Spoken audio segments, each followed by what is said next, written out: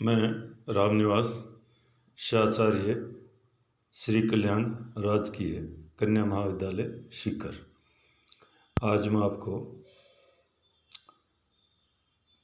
Rousseau के प्राकृतिक अवस्था संबंधी विचारों के बारे में बताऊंगा, चर्चा करूंगा। तो इसमें हम देखते हैं कि इसमें रूसो कहता है प्राकृतिक अवस्था में मनुष्य प्रकृति की गोद में स्वच्छंदतापूर्वक जीवन यापन करता था। उसकी इच्छाएं व आवश्यकताएं बहुत सीमित थी और वह पूर्णतया स्वतंत्र, संतुष्ट और सुखी था। प्राकृतिक अवस्था में ऊंच नीच, छोटे बड़े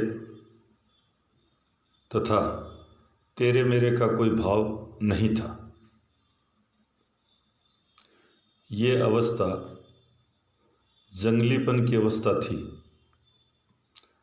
परंतु उसमें सभ्य मनुष्यों वाले दुर्गुण नहीं थे।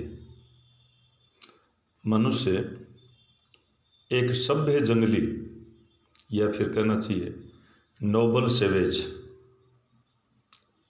की तरह था, के रूप में था। उसमें बुद्धि का अभाव था, पर वह भ्रष्ट नहीं था, वह भोला भाला था। तो ये इस प्रकार का वो प्राकृतिक अवस्था में उन्मुक्त पृथ्वी की गोद में स्वच्छंदतापूर्वक जीवन यापन करता था। कोई ऊंच नीच, छोटा बड़ा, तेरा मेरा, इस प्रकार के कोई भाव थे ही नहीं। और प्राकृतिक अवस्था का ये स्वर्णिम युग, गोल्डन एज, बहुत समय तक स्थिर न रह सका। इसके दो कारण उत्तरदायी थे। नंबर एक, जनसंख्या का विकास और संपत्ति का उदय। दूसरा, तर्क का उदय। जनसंख्या वृद्धि से आवश्यकताएं बढ़ी और तेजी से आर्थिक विकास हुआ। घूमने वाले वनचारी मनुष्य ने भूमि के किसी हिस्से पर अपना अधिकार कर उसे अपनी व्यक्तिगत संपत्ति बना लिया। इससे असमानता और विषमता का उदय हुआ। एक इसमें क्या हुआ कि जनसंख्या में वृद्धि हुई और एक मनुष्य है वो तर्क करने लग गया, तार्किक। संपत्ति का उदय, जैसे जनसंख्या वृद्धि से मनुष्य की आवश्यकताएं बढ़ी, आवश्यकताएं बढ़ी तो उसका तेजी से आर्थिक विकास हुआ। और वो जो वन घूमने वाले वनचारी थे, जिनका एक जगह ठौर ठिकाना नहीं था, प्रवास जैसा उनका जीवन था, उन्होंने भूमि के एक हिस्से पर अपना अधिकार कर लिया और अधिकार करने के साथ ही उसको वो अपनी व्यक्तिगत संपत्ति मानने लगे। और इससे फिर उस प्राकृतिक अवस्था में समाज में असमानता और विषमता का उदय हुआ। रूसो संपत्ति रूपी श्रप मानव समाज में पैदा हो गया। रूसो क्या कहता है? रूसो के अनुसार संपत्ति रूपी श्रप मानव समाज में पैदा हो गया और उसकी सुख शांति समाप्त हो गई। वह प्रथम मनुष्य ही नागरिक समाज का वास्तविक संस्थापक था, जिसने भूमि के एक टुकड़े को घेर लेने के बाद कहा कि ये मेरा है, और अन्य लोगों ने उसकी बात को स्वीकार कर लिया और वैसा ही उन्होंने करना शुरू कर दिया। देखो, इसमें क्या होता है कि सिविल सोसाइटी के रूप में, नागरिक समाज के रूप में एक व्यक्ति की जो सक्रियता होती है, तो यहाँ पर क्या है कि पहले वो वनचारी लोग थे, एक स्थायी उनका ठहराव नहीं था, कहना चाहिए ठोर ठिकाना नहीं था। पर वह पहला प्रथम मनुष्य जिसने अपने पैर से एक जमीन पर लाइन खींचकर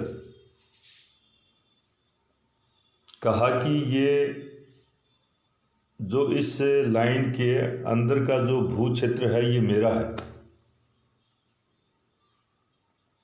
और दूसरे लोगों ने उसकी बात को स्वीकार कर लिया।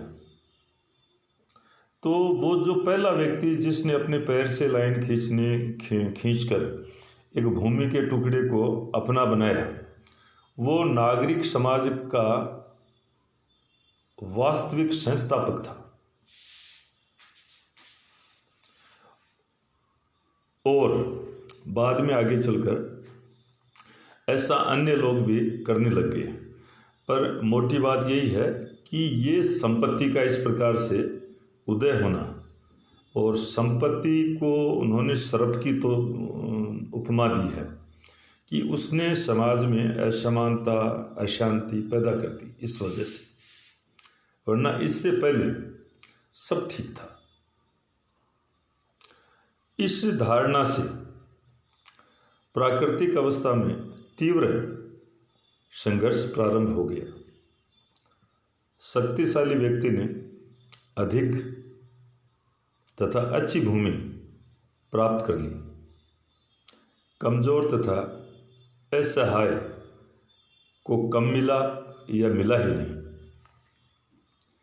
इसी के कारण समाज में धनी निर्धन का भेद उत्पन्न हुआ। इसी दुर्व्यवस्था और कुचक्र को रोकने तथा छुटकारा पाने के लिए व्यक्तियों ने संविदा और अनुबंध के आधार पर राज्य की स्थापना की। अब देखो, यहाँ पर संपत्ति का उदय हो गया। संपत्ति का उदय होने पर समाज में जो पहले बहुत ही आराम से, शांति से रहता था, सद्भावना के साथ, अब वहाँ पर संघर्ष शुरू हो गया। तेरे मेरे की भावना पैदा हो गई, और इसमें क्या हुआ कि शक्तिशाली व्यक्तियों ने, अच्छी भूमि थी, ज़्यादा उपजाऊ थी, पानी के झरनों के पास थी, स्रोतों के पास थी, उस पर अपना कब्जा कर लिया। अधिक से अधिक वो जमीन, ये जो संपदा है उस पर कर लिया। और कुछ लोग जो कमज़ोर थे, असहाय थे, उनको या तो बहुत कम ज़मीन का टुकड़ा मिला या मिला ही नहीं। तो ये निर्धन और धनी और निर्धन का भेदभाव समाज में उत्पन्न हो गया। हम आज भी क्लास स्ट्रगल या और जो है कि अमीर गरीब, ये खाई आज कितनी चौड़ी है, और आपस में कितना समाज में कम समाज में ये जो विषमता की असमानता की खाई कितनी चौड़ी है, तो वो यहाँ से शुरू होता है। और मनुष्य में ये जो एक अच्छी व्यवस्था की जगह दुर्व्यवस्था उत्पन्न हो गई और ये कुचक्र ज़्यादा से ज़्यादा हड़पने का, प्राप्त करने का ये काम शुरू हो गया, तो मनुष्य है उसका जीवन बड़ा अशांत हो गया। और इससे छुटकारा पाने के लिए व्यक्तियों ने फिर समझौता कह दो, संविदा कह दो, अनुबंध के आधार पर एक राज्य की स्थापना की। और इसी समय रूसों ने प्रकृति की ओर लौटने का नारा दिया। इसका अर्थ उस जंगली मानव की अवस्था की प्राप्ति नहीं, बल्कि प्रकृति सुलभ सौंदर्य, सरलता और सहानुभूति की अवस्था में ले जाना था। रूसों ने इस जो संघर्ष की स्थिति से छुटकारा पाने के लिए कि प्रकृति की ओर लौटने का नारा दिया था। प्रकृति की ओर लौटने के नारे का अर्थ यह नहीं था कि जंगली मानव की अवस्था को प्राप्त किया जाए, नहीं, पर जो प्राकृतिक अवस्था में जो सहज सुलभ सौंदर्य है, सरलता है, सहानुभूति की जो गोल्डन एज, नोबेल सेवेज वाली स्थिति यदि प्राप्त हो जाए तो, और उसमें भी विशेष रूप से जो दंभ और इच्छा का त्याग हो जाए, त्याग कर दिया जाए, ऐसी अवस्था की ओर चलने के लिए उन्होंने कहा था, रूसों ने कहा था, प्रकृति की ओर लौटने का नारा दिया था इस लिहाज से। और अंत में हम उपसंहार के रूप में रूसों के इस विचार को कि प्राकृतिक अवस्था की वास्तविकता का दावा नहीं करता है, कि रूसों है कि प्राकृतिक अवस्था वास्तव में ठीक नहीं थी, इसका दावा नहीं करता है, लेकिन वह ऐसी दशा का अनुमान करता है और कहता है संभवतः है ऐसी अवस्था न कभी थी न होगी, लेकिन वर्तमान व्यवस्था को समझने के लिए प्राकृतिक अवस्था की कल्पना करना आवश्यक है। और आज मैं यहीं मेरी वाणी को विश्राम दूंगा। आपको बहुत बहुत धन्यवाद।